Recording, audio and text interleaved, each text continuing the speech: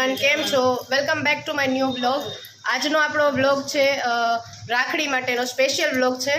એ પણ સરહદ પર આપણા જે વીર સૈનિકો જે સરહદ પર આપણી રક્ષા કરે છે, બહેનો તથા સમાજ આખા દુનિયાની બધાની રક્ષા કરે છે, એવા ભાઈઓ માટે આપણા તરફથી આજે અને ડિમ્પલબેન રાવલ જે જામનગરના કોર્પોરેટર છે, એમના દ્વારા દર વર્ષે લગભગ 8 વર્ષથી તકરીબન એ લોકો સરહદ પર રાખડી મોકલે છે.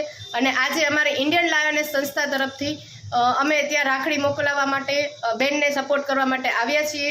આખો બ્લોગ જોવાનું ચૂકશો નહીં. લાઇક, કમેન્ટ, શેર, સબસ્ક્રાઇબ કરવાનું ચૂકશો નહીં.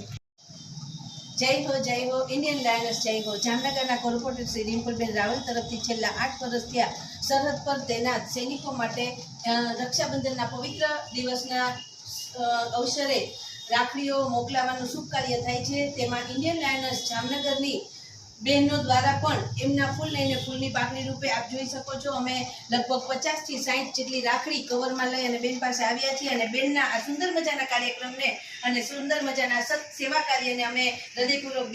હું ડિમ્પલ રાવલ કોર્પોરેટર છું.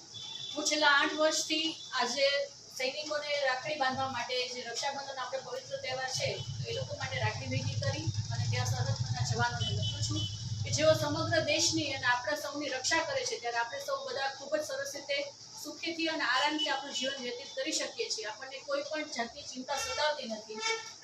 તો એ લોકોની રક્ષા માટે હું શું કરી શકું? તો મેં કાંઈક ભગીરથ કાર્ય, મને જે વિચાર આવ્યો કે હું દેશના સૈનિકો માટે બીજું શું કરી શકું. તો દેશ સેવા બીજું તો કંઈ ના કરી શકું, પણ આ રાખડીના થ્રુ હું એ લોકોને એક મેસેજ પહોંચાડવા માંગુ છું કે દેશમાં પણ એવી બધી બહેનો છે જે હંમેશા તમારી રક્ષા માટે પ્રાર્થના કરે છે અને રક્ષાબંધનના દિવસે એમને અમારા તરફથી અહીંથી રાખડી મોકલવામાં આવે છે અને ભગવાન ઈશ્વર તેમની રક્ષા કરે એ પ્રાર્થના અમે લોકો કરીએ છીએ. ધન્યવાદ બેન.